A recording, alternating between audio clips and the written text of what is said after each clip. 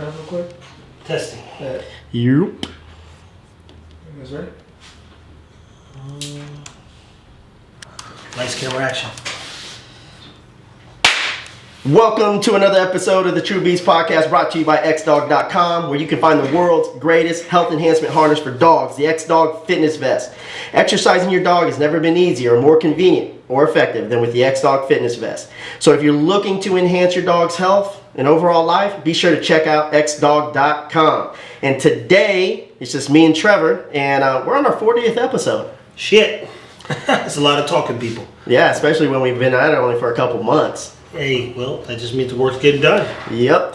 And so, you and I had a talk outside of this episode about what's more important, right? Self-belief or self-doubt? Well, what the more important? I don't think self-doubt's important at all. Well, in a way it could be, right? Because then if you put yourself in a situation where you're challenging yourself, that you may be putting yourself in a situation where like, damn, I don't know if I'm going to be able to do this or not. And you might have that self-doubt, but you have enough self-belief to go ahead and tackle it. And the other one is what? Self-belief. Nah, I think believe there. I love martial art movies, and one of the things they say, doubt leads to death. Yeah. You know, so if doubt, and then people say, hey, I'm pretty harsh at times. Yeah. And people say, Trev, you got to give them the benefit of the doubt. So I said, think about what you said. There are no benefits in doubt. I'm sorry. Yeah. And when you do a lot of times, how many times have you got fucked over giving someone either a second chance or this so-called benefit of the doubt? Yeah. It just doesn't look good.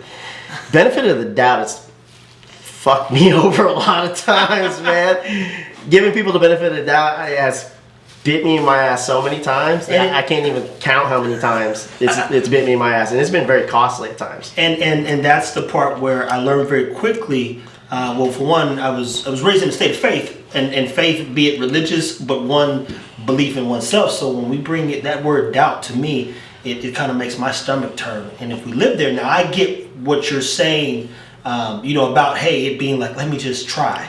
So it'd be the opposite, like it's almost like an oxymoron. Yeah. I doubt myself, so I'm gonna try to see if I can prove myself wrong in a sense. Yeah. It seems like I find myself thriving in times where I'm in a mist of chaos and I'm not sure if I'm gonna fucking make it, Yeah. But I just have enough belief at times to get through it, and then once you get through it, it's like, I just add another tool to my belt, right? One of my close friends, she said the same thing one time. She just said, you can function in chaos. I can't. Yeah. And unfortunately, that's not the way to live. And in that moment, along with many other things, that's when I got even more orderly, if you would. Yeah. Because order is how you prevent stupid shit from happening. Yeah. Like one thing I've never done is that doubt thing.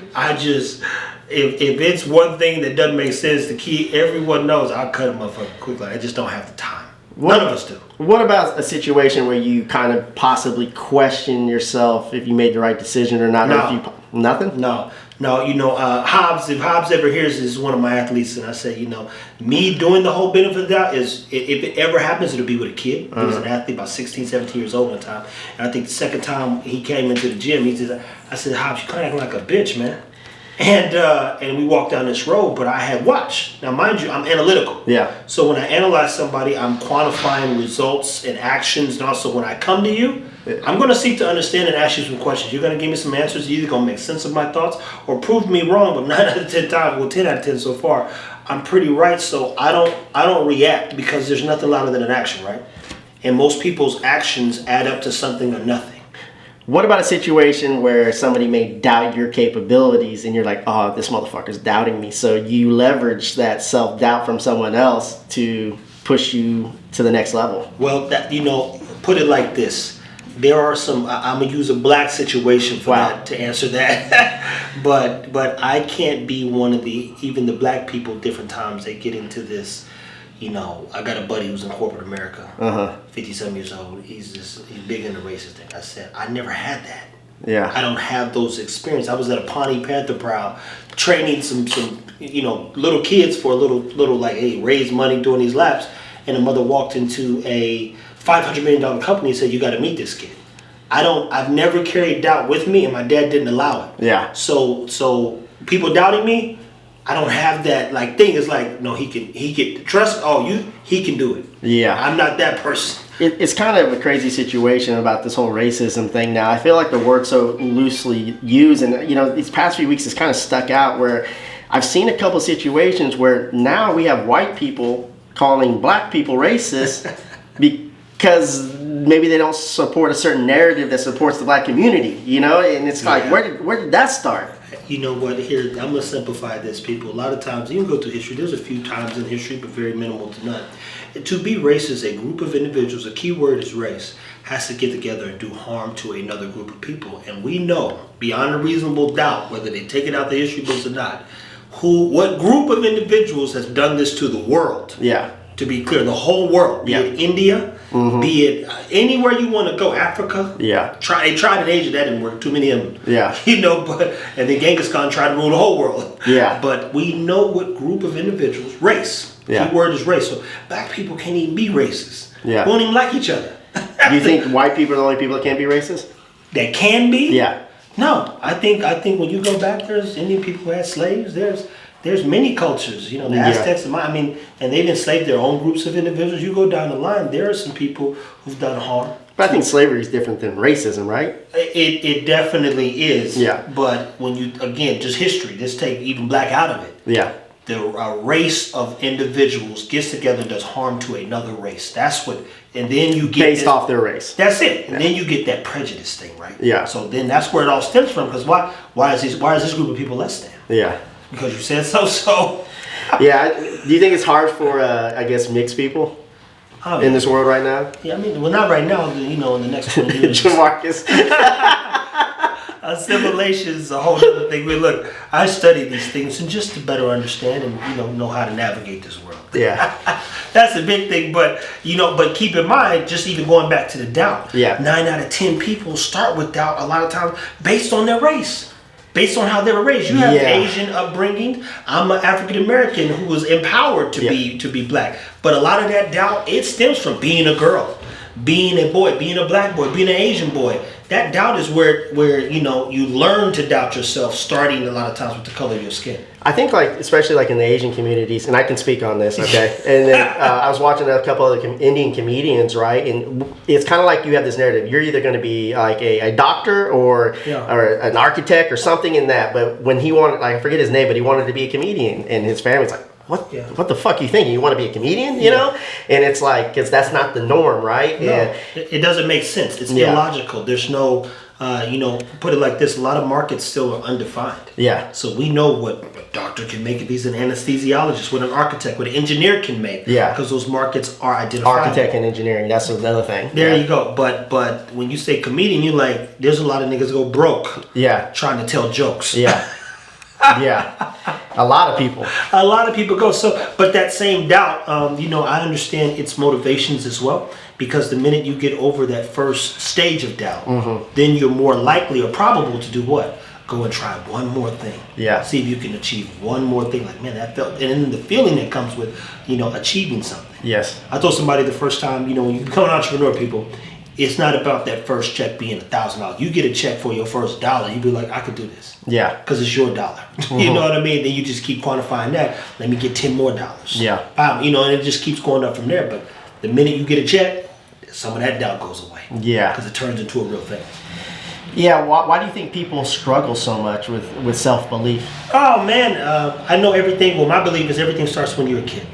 And if you do not pour into your children, give them a path, experiences, opportunities to learn about themselves young, then that doubt is always going to lead to death. And they will become complacent, comfortable, and walk through this whole sheep thing and do, hey, here's a house that has a blueprint. You want to get you a wife, and, or a woman, get your husband, or get whatever y'all get nowadays. Yeah. And live happily ever after. Well, 20 years ago when I had my first kid, right? Yeah. 18 years ago, it was one of those things where I think this is why I'm so excited about my new child, because I didn't know none of that shit that I know now. You know what I mean? And I'm so excited to pour all the information that I'm learning when it comes to the things that I was never taught, and just, I feel like self-belief, this kid's going to probably think he can fly.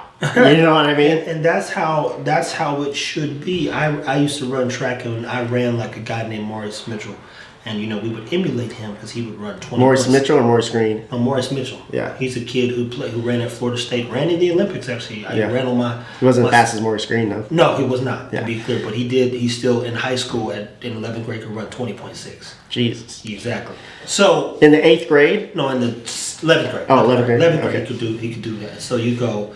We all want to mimic that. Yeah. idea. We were older.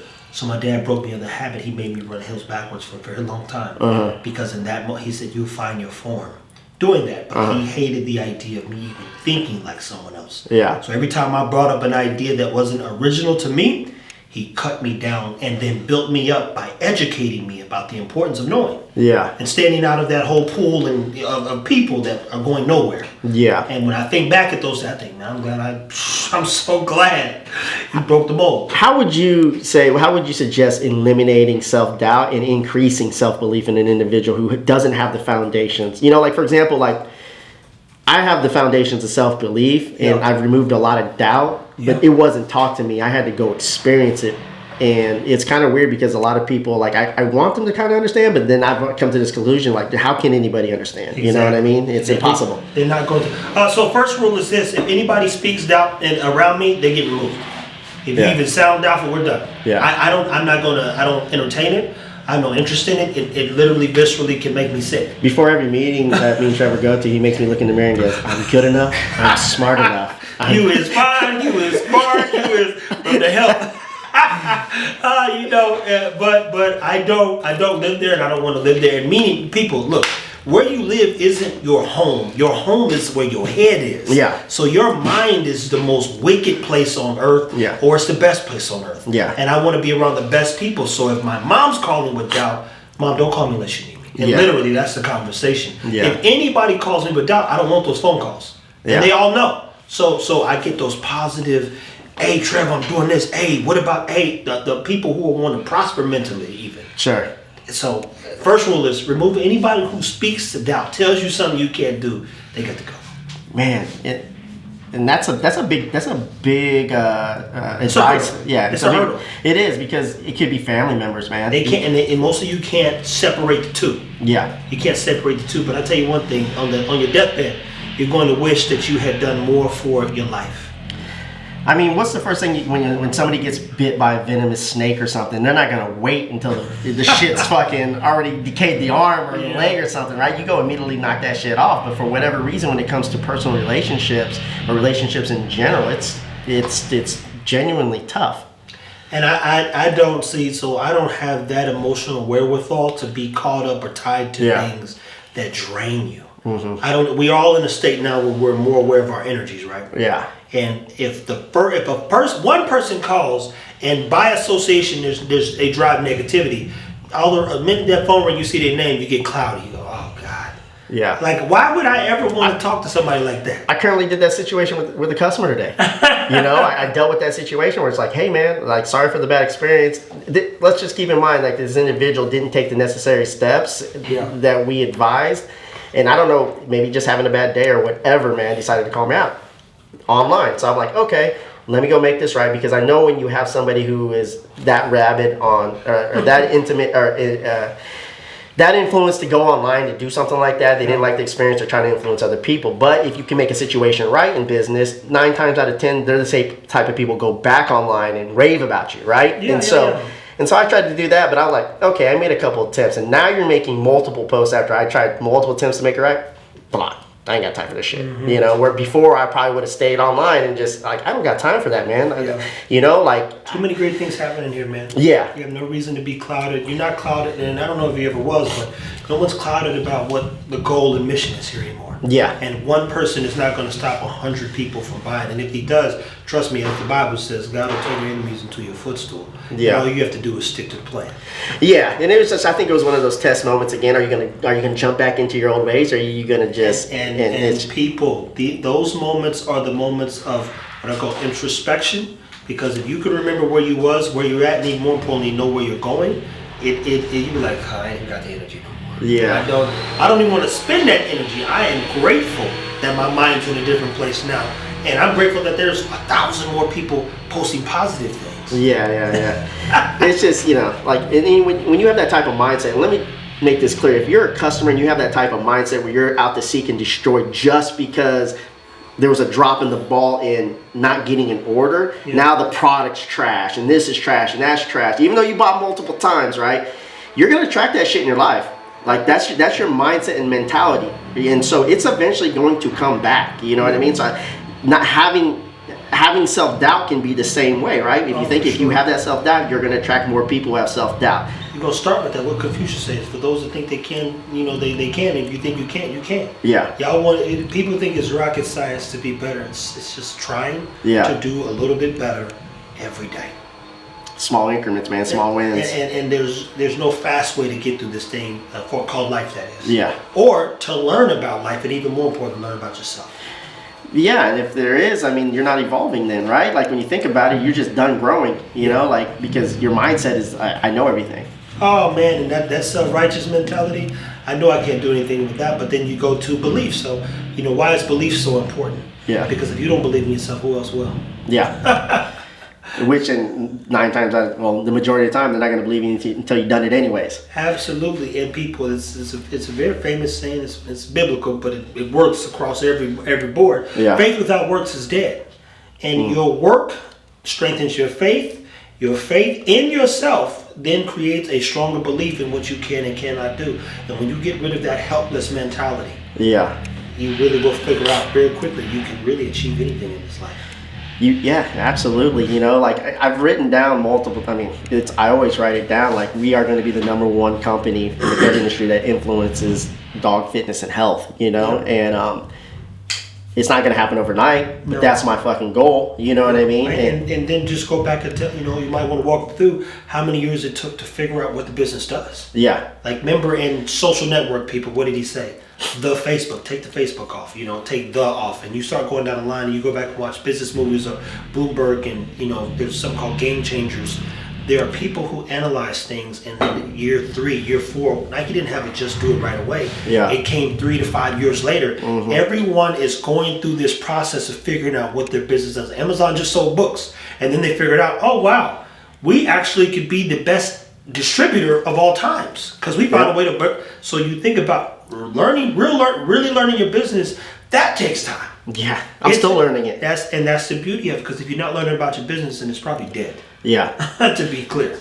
Yeah, I don't like to do warehouse work, but then I realize I kind of like being in there at times just because it gets me away from the monotonous of just like the marketing and being, the other parts of the business, man. And then I started learning a lot of things again this past week. It's like when I revisit the vest and they have a new version of it, or new, I want to evolve it for the, the V4, the V5, V6, or we're just shooting a video. I learned like a couple of different things about the vest that I didn't think about it in that way or look at it in that way. I was like, damn.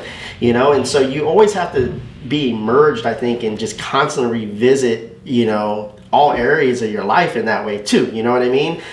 I tell people this all the time. If you really do business in your business, then you got to do your business every day. So let me tell you this too. If you really are so-called living, or you want more out of life, you better live life every fucking day. Because if you're not living, you're not learning. And therefore, you're not even the leader of your own life. So when he's saying, hey, I get in here and I play with the Xdog vest and sun record, I put it on my dogs. I watch other people put on dogs. I'm watching how it moves when we shoot a video or something. Yeah. Tom Ford and them, go watch the documentary.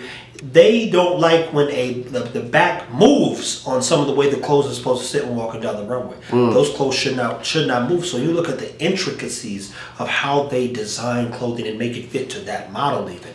God, the details and things that we don't see because we're like, oh, we like that. Yeah. They got a different eye. And trust me, he's shredding and ripping and cutting. Oh, I don't like that. Ooh, that's awful. You know what I mean? So it's the same thing here with Xdog. As you've gotten now to the version 3, version 4 coming soon. I'm sure there's, like you said, you can already predict at least V6, V7 coming soon.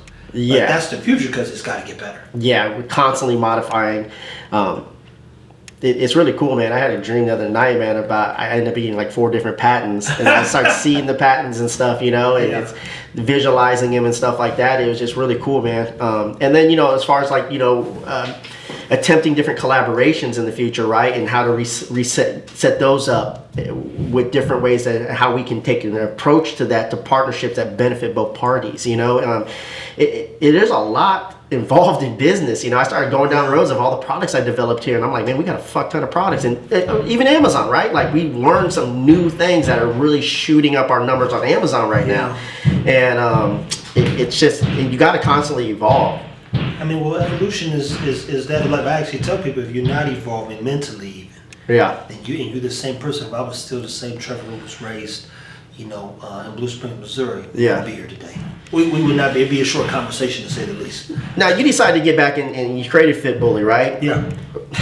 How much have your mind evolved since the idea of like, okay, I'm about to launch this, to everybody you visited and how you're looking at Fit Bully now as today at this moment? Well, I don't think that, if anything, it solidified my idea. If you talk to anybody who's been at the table with me, I told them it would take 5 years to start a bloodline. Yeah. I told them that I want to breed maybe twice a year, let the dogs develop and showcase the dogs. I didn't get back into the breeding side, even if you would, or building Fit Bully to make a shit ton of money. Yeah. But as a side gig, to be clear, there's a lot of money in the bully, Frenchie space, breeding, whatnot. Yeah. It can do anywhere from an extra $480,000 to $500,000 a year. Yeah. If done correctly. But to get there, you start off selling, hey, $3,000 dog. I saw a post the other day where it was like, hey, us breeders, we need to stop highlighting how fun it is to have puppies and be a breeder, because it's influencing so many people, and it's not really showcasing that there's a dark side to breeding, man, and 95% of it is poop, the shit. Yeah. I said, look, this is hell on earth. Yeah. You can put down pads on puppy shit, right, roll around and shit, you cleaning them up. This is not fun. It is not fun. Well, some would argue, say, oh, Trevor says it's going to cost you if you're not willing to lose $20,000, he's just trying to detour me from making the money that he's going to be making and become a competitor. You can't compete with me for one. Second, we're not playing the same game, and it's like people who think there are people who hit me up. I post a video of somebody I shot, and they be like, "Yo, I want that same kind of thing, bruh, or for whoever, you know." You want cool for Instagram. This person building a business. We're not talking the same language. Yeah, I know Instagram. I get on Instagram because I hate. It shows me everything I don't want to be. Yeah. It's really like, it drives me crazy because I didn't create it. Yeah. I'm the guy who wants to make the cup, not just fucking pour the water. Yeah. How do I develop the cup? And so when they're looking at that, you even know who started Instagram, and you know his story and how he figured out how to better his app on vacation. And his girl said, I want to edit photos like a chef. And he said, you know what? It's the best photo editing app. And I remember going in and editing it because it gives you certain tools. Yeah. You got things like Snapseed that Google bought to help edit photos at a higher level. I mean, you go down the line, man, I go down rabbit holes to see how these companies are thinking, why they integrate certain things, why he wanted to buy, Nina Zuckerberg buy Snapchat. It took 19% of Facebook's photos, and he didn't have a thought on how to keep kids on Facebook. Yeah. And so then you got Snapchat, and then TikTok just changed everything. Yeah. So you go, oh, and people get behind because they lose innovation. Yeah, it's kind of crazy when you think about TikTok. Some people are saying that online, what do you call it? It's almost like online warfare, right? Like like the algorithms for China is completely different than the algorithms for the United States people. So like over here, if you do stupid shit in dances, you get high algorithms, right? You shoot up right there on the page. But let them keep these fools stupid. We only pumping science and information on our kids, man. Yeah. What do you think about that? I mean, I think it's brilliant. A fool's gonna be a fool. Yeah. If you play for clowns, I follow stuff and I post a lot of things that are business related for a reason. Yeah. Because that's the things that intrigue me, entice me, and interest me. And mind you, I don't even go to the stuff that I follow on that side, but on the For You side, I get a lot of that good shit. Yeah. For like the motivation of business talk to people. I get a lot of that shit too. When you follow the thing. So the algorithm works both ways, but if you follow fuckery, then you're going to get the fuckery. Yeah. It's really that simple. So I think it's brilliant because at the end of the day, you have to protect your community. Yeah. And the Asians, they're associated with intelligence. Yes. Americans, unfortunately, are associated with buffoonery. A lot of them. I mean, and that's not all of them. Because we still have power. We're still the greatest place on earth to live. We still have the most freedoms. We still have. So they love this place, but then they love what this place can give them, and then they take it back to their place. Yeah. And use all that information to build greater resources. Yeah, man. It's this world is just it's been crazy these past 3 years, and now we're seeing Ukraine and Russia. You know, that whole situation. You don't know what's real, what's fake. You know, You like have no clue what's really going on, and that's the frightening part about life, though. Yeah. And that's doubt, that's confidence. Yeah. And I tell everybody, be confident about what you want to achieve, who you are, where you're trying to go, and focus on that. The world's a very and Jobs. Steve Jobs said this in a rebuttal to somebody. Well, you can't please. A guy said, "You don't even write code." This is live. You can look this up. He said, "You don't even write code. You don't just." He says, and he sits there for a second because I'd imagine the angry Steve would crucify him if there wasn't a crowd there. He says, "Well, you can't please everybody," and Apple's better than it was because some decisions are being made, and the world's a very loud place, and nobody's going to be here long enough to be remembered like that. Yeah. So let's focus on the things we can focus on to better, in this case, Apple, which improves people's experience with Apple, and let's see what we come up with, basically. Yeah. Let's see what we come up. So a lot of times that outside noise, be it your mom, your friends, your significant other, your not so significant other, your whoever, if they're not pumping greatness into you, even talking in great ways, if you would, they gotta fucking go for one. So one, you would say, do an evaluation around the people. Do an evaluation with the people you're surrounded. No. The first evaluation starts with yourself. Okay. Because you have to be honest with yourself, right? Yep. So if I'm gonna evaluate them, I have to weigh like who is it that I really want to be? Yeah. And am I being that person? And then write those things down, how you want to identify that individual. Yeah. And then you can go and say, okay, I'm here today. Now let me look at the people around me to say how much further along are they gonna help me, push me, if you would. Yeah. How motivated, how inspired do I aspire to be like them? Yeah. And if the top 3 folks you spend the majority of your time with are lack inspiration or aspiration, you got to change your deck of cards. All right. What's step number 2? Well, the second one would be evaluating the people, and the next 3 is make a choice every day when you wake up to be better. Yeah. And if anything drags you back to that old ways, they got to go. Yep. One person triggered the nigga in me, per se. Yeah. Then it got to go. It got to go. Daniel Betty did a poem on the nigga versus the nerd, and when you come from the background I do, along with a few others, there is by design something in me where I know where the lines are, and hopefully no one else has to live there. And that person's always gonna keep me safe if I get in a debacle. Yeah. But I don't have to be that person because now I have diplomacy. Sure. And diplomacy means I'm not whatchamacallit? There was a list that came out. Bow Wow was on the list. Will Smith and such. I don't know if you saw that, but it basically said all these people are corny. And you go, wow, I would be on that list. I would love to be on the list because, even Drake and them. Drake was on the list too, of corny rappers, if you would. Because none of them have to look over their shoulder. Snooty just got killed. We know Young Dolph got killed. We know that. Yeah. Depending on where you're going, Boosie's like, I was going to be tough, such and such. I'm going to stay in there. And Boosie said, I had to get out of there too. Yeah. He said, so let me move to Atlanta. Yeah. Get out of the, you better let it go. Yeah. You got to put away them childish ways. Uh-huh. And grow up. And grow the fuck up. And decide, look, I don't even want nobody to take me to that dark place where I got to be somebody I don't want to be. Yeah. That's why Tyson was crying in that one thing. Like, he don't want to be that person. Yeah. Y'all don't know what real anger do to you. It just like hate, anger, that stuff really eats you up. Yeah. That anger, especially if you start your day that way. Yeah, and I think a lot of people make a mistake of trying to get everybody to understand them, man. Like, stop that shit, Like, no one's going to really understand you.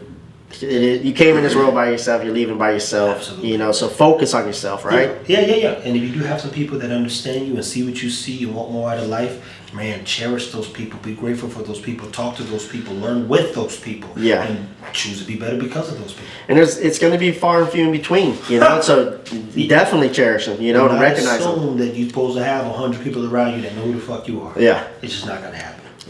Correct. So, well, guys, man, we appreciate you tuning in this episode. Man, thank you again. Be sure, man, to show some love and support. If you found any golden nuggets, if not, don't share it. But if you did, share it, man, tag it so we can reshare you and help you grow your community as well. But, man, thank you all for tuning in. And as always, Team Xdog Strong. Listen, people, sometimes our topics get a little bit longer. We don't want to cut it just at 30. If we're really rolling, we keep this thing going. Therefore, at the end of our YouTube, you will see, hey, jump on the links listed below. Follow us on Spotify, Sure. Apple, Sure. where else? Google. Wherever else you guys Wherever- listen to us at. Yeah, wherever you're listening at, and continue to follow and listen to the show, whatever we're talking about. Hopefully you enjoy the topics. Stay tuned. Appreciate you guys' support.